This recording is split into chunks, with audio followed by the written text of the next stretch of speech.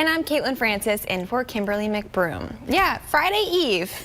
Yeah, I'm so sorry. You know, we have a couple of salty people in the studio this morning, a little upset about the hockey game. Just a little bit, yes. Night. Leo and I are not in the best shape this morning, but we're going to power through it. That's true. You guys are loyal fans through and through. I wish the weather were that loyal. You know, we had some showers returning yesterday. Yeah, that's true. You know, maybe, Leo, maybe that's what the issue was. It just rained on our parade. All right, thanks, Leo. This morning, we're learning more about a 3-year-old who apparently shot himself in the head on Monday. WDBJ7's Katie Rasheko is live this morning in our studio. Good morning, Katie. So, do you know what the condition of the child is right now? A Virginia woman is seeking a $1 million lawsuit against President Trump's Washington, D.C. hotel and the federal government. That lawsuit states Ellen Snow fell down exterior stairs and could not stop herself because there was no handrail. She says the fall results in an ongoing physical and mental pain. Snow says she stayed at the hotel in February of 2017 because of its connection to Trump. The lawsuit also lists the federal government as a defendant because it leases the old post office building to the Trump International Hotel. The city of Covington and Allegheny County are just a step closer to resolving a budget dispute over the sheriff's office. Covington's acting city manager announced at a council meeting that a memorandum of understanding has been reached over city payments to the sheriff's office for services to the city. That includes things like jail services, guarding the courthouse, and other law enforcement work. The city has been making those payments since 1953. In Nelson County, thousands of people will soon have access to internet speeds available in big cities like New York and LA. The FCC authorized nearly $37 million in funding to expand broadband. Companies like Central Virginia Services won reverse auction bids to provide the service. They'll be installing fiber optic internet to parts of 11 counties. That funding will be released over the next 10 years. So the UVA men's team might be heading back for summer classes, but most kids are out of school and camps are now in full swing. In Roanoke, more than 100 young athletes are lacing up and working on their skills.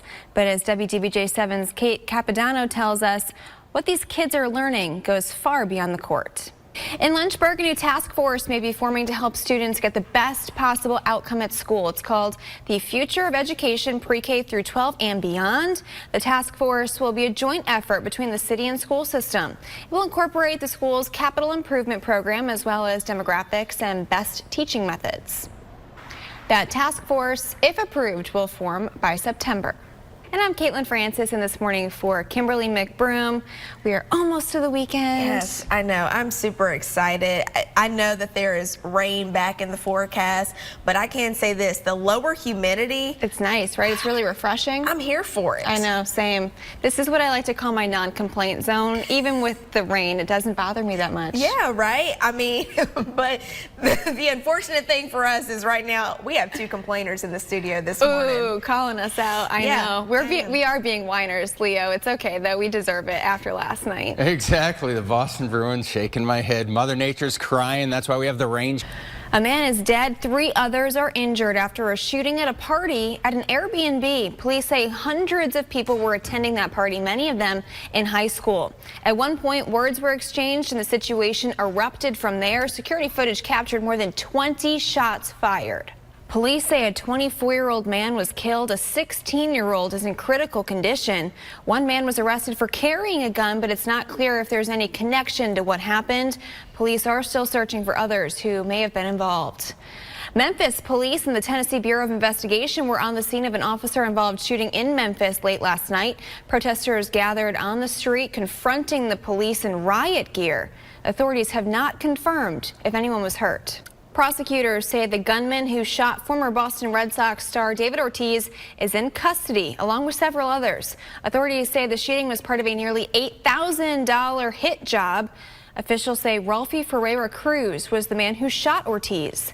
The motive still being investigated, and authorities are searching for at least 4 additional suspects. Ortiz's wife says he's been able to sit up and walk around as he's recovering at Mass General in Boston. This is very exciting. Mountain Lake Lodge in Giles County is already world famous, right? Being the backdrop of the hit movie Dirty Dancing. But the lodge will once again make a TV appearance, this time on Australian television. The lodge's general manager revealed they've been working with Dancing with the Stars Australia. Soon, camera crews will be all over the property filming a Dirty Dancing themed version of the show. How cool is that? The staff at Mountain Lake Lodge are ecstatic. Yeah. Yep, we're almost to the official start of summer. It's definitely feeling like it. I'm sure lots of people have, Father's Day plans coming up this weekend or graduation parties. All sorts of stuff going on. So it's overall, though, not looking terrible. You might Not have to at just dodge a couple showers. All right, thanks, Leo. On to a follow-up this morning. A Marshall University student charged with sexual assault for the second time in 3 years has been expelled. Joseph Harden was accused of raping a Marshall student back in 2016. He was allowed to plead down to a misdemeanor battery charge and given 3 years probation. Now, 2 more women have come forward with accusations of sexual assault. The YMCA, where Harden worked, has also suspended him without pay.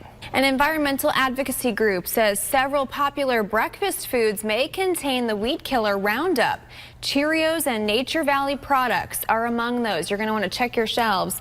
According to a report, the foods have trace amounts of the herbicide in Roundup. Some experts believe it can even cause cancer. But General Mills, which makes Cheerios, says while pesticide residue could make its way into their products, the levels are much lower than what federal regulations allow. In Highland County, the citizens of Bowler are a step closer to having better emergency medical service. It lies between Hot Springs and Monterey, just over the Bath County line, and the volunteer fire department has been working to get EMS service there rather than waiting for help from one of the towns. Highland County agreed last night to have the service operate under their umbrella group, and now they're going to Bath County for certification to run calls there. They've already built an extension on the firehouse for that ambulance.